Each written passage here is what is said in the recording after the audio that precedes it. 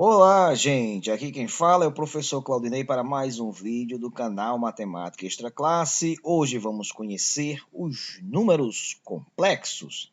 Vamos lá, vamos primeiro aqui para uma breve aula de história.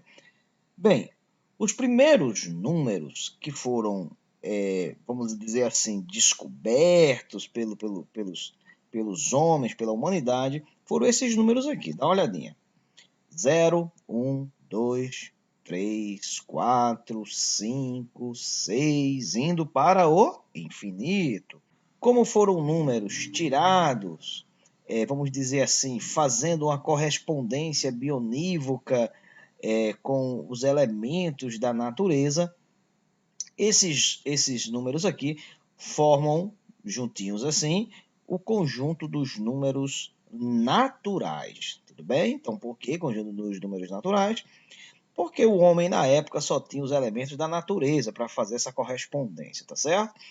Pois bem, depois a esses números foram acrescentados outros, tá certo? Esses outros números que foram acrescentados são esses aqui, vê se vocês lembram. Ó, menos 1, menos 2, menos 3, menos 4, menos 5, menos 6 e indo para o infinito negativo. Então, esses números aqui são inteiros, tá certo?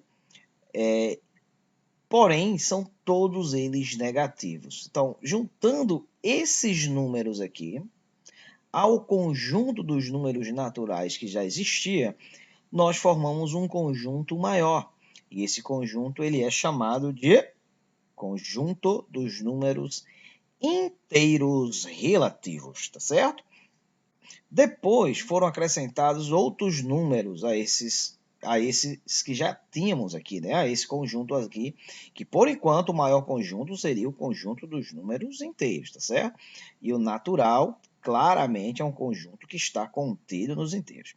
Então foram acrescentados esses outros números aqui, se vocês lembram. Olha só, menos 0,3, menos 4 sobre 3 aqui, tá? Menos 4 terços, 1,5, 2 sobre 7 ou 2 sétimos, 0,888, infinitos 8. Infinitos números. Esses números aqui são os chamados números fracionários, da maneira que o numerador da fração e o denominador são sempre números inteiros. Aliás, números inteiros que nós já conhecíamos aqui, né? Aí você diz assim, mas professor, isso aqui não é uma fração, isso aqui é um número decimal. Beleza, mas o menos 0,3 ele pode ser escrito em forma de fração, seria menos 3 sobre 10. Então, esse número aqui, sim, é um número que pode ser representado numa fração. Fração essa que, já que tem o numerador e o denominador sendo números inteiros, então todos esses números aqui, juntando eles a todos os números inteiros que nós já tínhamos, esse conjunto agora passa a se tornar o conjunto dos números racionais. Aí você pergunta, professor, o que é um número racional? É aquele que pode ser representado na forma de fração, onde tanto o numerador quanto o denominador são números inteiros relativos. Aí você pergunta, professor, mas esses números aqui não são frações, esses números que estão aqui são números inteiros. Ah, meu amigo, mas pode sim, olha só o exemplo aqui desse menos 3. O menos 3 é como se fosse a fração, por exemplo, menos 3 sobre 1. Então, todos os números inteiros, realmente, eles são números racionais, tá certo? Então, temos agora então os inteiros relativos contido ao conjunto dos números racionais. Pois bem, paralelo ao conjunto dos números racionais, vai aparecer um novo conjunto, e esse conjunto é formado por alguns números um pouco diferentes. Vamos ver. 3,14 reticências, isso aqui significa que não temos aqui uma sequência, né? Como aqui temos, ó, 888, então aqui a gente pode escrever realmente de forma de fração racional, mas nesse caso aqui não. Do mesmo jeito, ó, menos 0,238 e segue aqui as reticências. Raiz quadrada de 5 não é um número exato, vai ser um número desse tipinho aqui. 7 raiz de 2. Nós sabemos que a raiz de 2 é um número parecido, próximo de 1,4, mas não é. Vão ter infinitas casas decimais também. Gente, esses números aqui, eles não podem ser escritos numa forma de fração racional. Por isso que esses números estão aqui fora, estão aqui pertencendo a um outro conjunto. E esse conjunto, claro, se não é racional, ele é irracional, tá certo? Pois bem, aparentemente é um conjunto pequeno, menor do que os racionais, mas não é, tá, gente? Isso aqui é só uma questão de ilustração para vocês entenderem. Mas aqui nós temos também infinitos números e dizem até que pode existir mais números irracionais do que racionais. Então esse conjunto aqui pode até ser maior do que esse aqui. Então se a gente unir esses dois conjuntos, os racionais com os irracionais, nós formaríamos então o que seria o conjunto dos números reais, tá certo? Então a gente estudou esse conjunto dos números reais até chegar meados do segundo ano do ensino médio. Aí surgiu algo inesperado. Por exemplo, quando tinha pessoas lá na época que principalmente no nono ano, né? Quando iam resolver uma equação do segundo grau, ia usar a forma do discriminante, etc., o delta, né? E quando a gente achava um discriminante negativo, a gente fazia a seguinte observação: não existe raízes reais, ou seja, essa equação não tinha solução real, gente, mas agora sim, nós vamos ter soluções para equações desse tipo, porque vão surgir novos números que eu vou acrescentar aos reais. Eu já tenho o conjunto dos reais aqui, que é esse conjunto gigantesco, aí eu vou acrescentar alguns números. Quais seriam esses números? Vamos lá. Raiz quadrada de menos 4, olha só, raiz quadrada de menos 4, até então não tem solução. Por quê?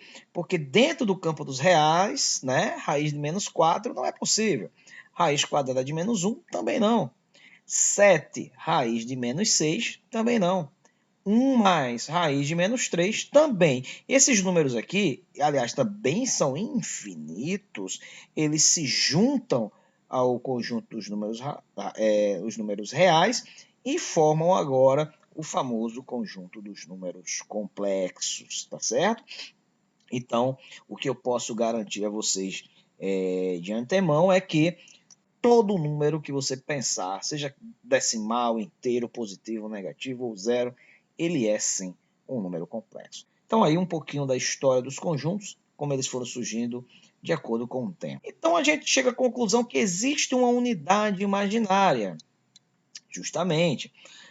Que unidade imaginária é essa? A gente vai representar com a letra I minúscula. Pois bem, vamos entender mais ou menos como é que funciona essa questão da unidade imaginária.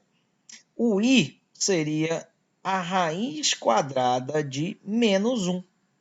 Lembra, a raiz de 1 quem é? A raiz de 1 é 1. Raiz de menos 1, raiz quadrada de menos 1, dentro do campo dos números reais não existe.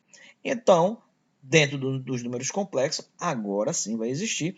Então, a raiz quadrada de menos 1 seria simplesmente esse I, essa unidade imaginária, tá bom? Então, vamos ver aqui alguns exemplos de como vai ficar sendo fácil para calcular essas raízes agora. A raiz quadrada de menos 4 seria 2i. Mas por que isso, professor? Porque a raiz de menos 4, eu posso escrever aqui dentro esse menos 4 sendo 4 multiplicado por menos 1. Qual seria a raiz de 4? 2. Qual seria a raiz do menos 1? Olha só, a raiz de menos 1 seria i. Então, vai ficar 2 vezes i, 2i. Então, a raiz de menos 4 seria 2i. Então, raiz de 4, 2. Raiz de menos 4, 2i. Tá certo? Outro exemplo, raiz quadrada de menos 9 vai ser 3i. Por quê? Porque a raiz quadrada de 9 é 3 e a raiz de menos 1 vai ser i. Tá bom? Então, na verdade, fica até fácil você imaginar assim. Não pensa no menos 1 por enquanto, pensa só no menos. A raiz desse menos é i. Então, ó, a raiz do 4 é 2 e a raiz do menos é i. A raiz do 9 é 3 e a raiz do menos é i.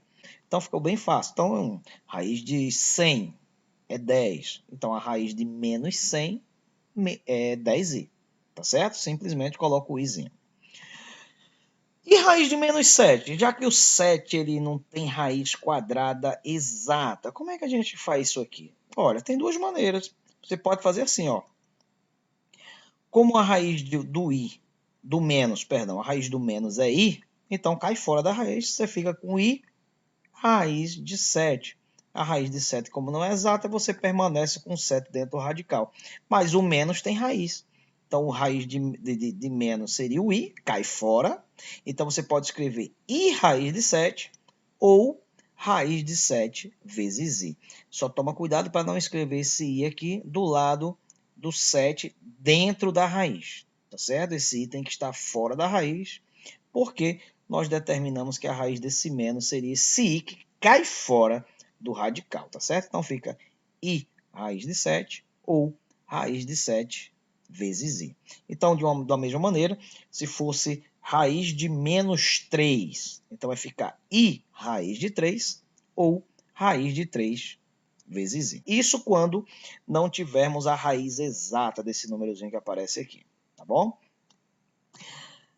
Então, a partir desse momento, temos condições sim de calcular agora, de encontrar as raízes de uma equação do segundo grau, usando o conjunto universo, o conjunto dos números complexos. Então, olha só, resolva a equação x ao quadrado, menos 4x mais 5 igual a 0, sendo u igual a c. Ou seja, o conjunto universo que eu vou trabalhar seria o conjunto dos números complexos, tá certo? Então vamos lá, como é a equação do segundo grau, né, a equação quadrática, a gente vai resolver aqui pela fórmula de Bhaskara. Primeiro, vamos saber quem são os valores de A, B e C. Então A seria 1, o B seria menos 4 e o C seria 5. Então aqui, ó, o A é 1, tá aqui, o B menos 4 e o C seria 5. Tá aqui, 1 menos 4, C igual a 5. Qual seria a fórmula do delta, o discriminante? Delta seria b ao quadrado menos 4 vezes a vezes c, tá certo? Lembraram disso aí, né? Então vamos substituir. Quem seria o delta? b ao quadrado. Olha o bzinho aqui, ó, menos 4 ao quadrado. Menos 4 vezes 1 vezes 5. Por quê? Porque aqui é o a e aqui é o c, não é? B ao quadrado menos 4ac. O A é 1, está aqui ele, né? E o C é 5. Muito bem. Menos 4 ao quadrado, gente, fica menos 4 vezes menos 4 vai dar 16. E menos 4 vezes 1 vezes 5, isso aqui vai dar menos 20. Então, eu vou ficar com delta sendo 16 menos 20. E quanto é que dá 16 menos 20? 16 menos 20 vai dar menos 4. Olha só, gente. Se aqui fosse conjunto dos números reais, então aqui eu já diria que a solução seria vazia. Por quê? Porque delta negativo vai gerar lá na forma de Bhaskara uma raiz desse delta que não vai existir dentro dos números reais. Mas agora, como estamos trabalhando com números complexos, sim. Então, essa equação vai continuar com esse delta negativo, sim. Tá ok? Então, vamos continuar. Qual seria a fórmula do Bhaskara? O Bhaskara, já que eu estou usando aqui a equação com a variável x, vai ser x igual a menos b, mais ou menos, raiz de delta, tudo isso sobre 2 vezes a. Então, vamos substituir? Vamos lá. X vai ser igual a menos o b, está aqui o b, ó, menos 4, então fica menos o menos 4, mais ou menos a raiz do delta, e quem é o delta? O rapazinho que eu achei aqui, ó, menos 4, sobre 2 vezes o a, e o a é 1, beleza? O que a gente faz agora? Faz jogo de sinal aqui, ó, menos por menos vai ficar mais 4, olha só o que foi feito, ó, menos por menos, mais 4, vai ficar positivo. E olha só, aqui tem mais ou menos, repete, mais ou menos. E qual seria a raiz quadrada do menos 4? Como eu já vi, olha só, menos 4 não tem raiz ele não tem, essa raiz aqui ela não é real, mas ela é complexa. Então, a raiz do 4 seria 2 e a raiz do menos seria i. Então, a raiz quadrada de menos 4 seria 2i. E embaixo, 2 vezes 1, 2. Quando chega nessa situação aqui, lembra o que a gente faz? A gente faz o x', x duas linhas. Um você vai trabalhar aqui com mais, outro vai trabalhar com menos. Professor, eu poderia somar isso aqui? 4 mais 2i? Não, não pode, gente. Então, não dá para somar quem tem letra com quem não tem letra. Isso a gente viu já nos primórdios do 7º ano, quando a gente começou a ver álgebra. Não dá para somar números sem letra com números com letra. Então, você vai simplesmente repetir, tá certo? Então, vamos fazer o seguinte. Primeiro, x'. Vamos aqui para cima. X'. X' vai ser igual a 4 mais 2i sobre 2. Então, eu usei logo mais, tá certo? Não dá para somar. E aí, o que é que faz, professor? Então, gente, vamos tentar dividir os dois números que estão em cima pelo de baixo. Dá para dividir? Dá. 4 dividido por 2 dá 2.